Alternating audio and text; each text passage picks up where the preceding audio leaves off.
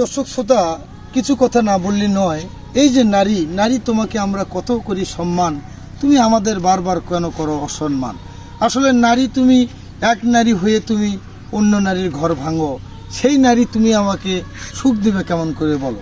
আসলে একটা নারী হয়ে অন্য নারীর ঘর তুমি ভেঙে ফেলছো, তুমি আমাকে আবার সেই মানুষটাকে কিভাবে সুখ দিবা বলো? তো আসলে এটা হচ্ছে ভুল বোঝাবুঝি।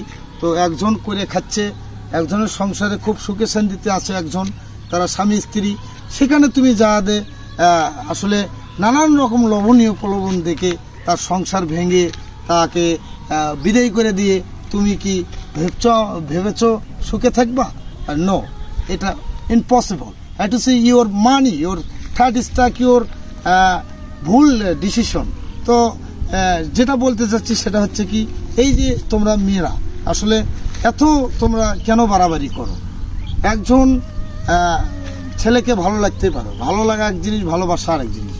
তো একজন সংসার করতেছে, সেই সংসারে তুমি হানা দিচ্ছ, তুমি আবার সেই ওকেই যে হানা দিয়ে আরেক জায়গায় চলে যাবো না এমন কি কোনো গ্যারান্টি তোমার আছে? তো আসলে নারীদের নিয়ে কিছু বলার ছিল, সেটা বললাম।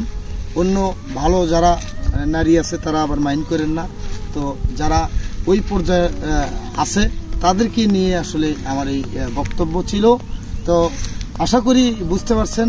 তো একজন সুখে শান্তিতে করে খাচ্ছে, তাকে নিয়ে আপনি তার সাথে আপনি প্রেম ভালোবাসা করতে পারেন না। What is your problem? Your Bangladesh country, your light stack, your men power, no understand.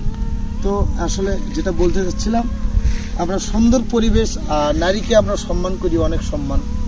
তোমাদের প্রেমে পড়ে আমরা গাড়ি বাড়ি জমি জমা সব নষ্ট করি, সেই তোমরাই আমাকে ধোকা দিয়ে চলে যাও। তো আসলে এটা মেনে নেওয়ার মতো না। আমাকে ধোকা দিয়েছ, অন্য কাউকে যে ধোকা দিবা না, কি গ্যারান্টি আছে?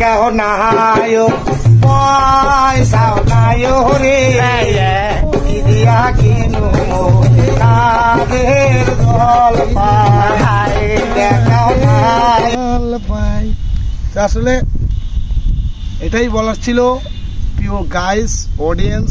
তো সাবধান, এই ধরনের মহিলা থেকে বিরতি থাকবে প্লিজ।